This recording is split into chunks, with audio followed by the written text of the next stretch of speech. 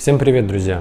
В общем, купил я себе вот такую маленькую вертушечку, красную. Хотел, летом жарко, установить вот так под мышку на выдув.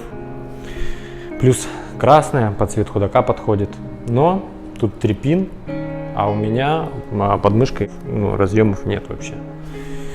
И если, в общем, знаете, подскажите, как это все реализовать, потому что очень не хотелось бы деньги на ветер потратить. Хотя это вентиляторы, как бы все логично.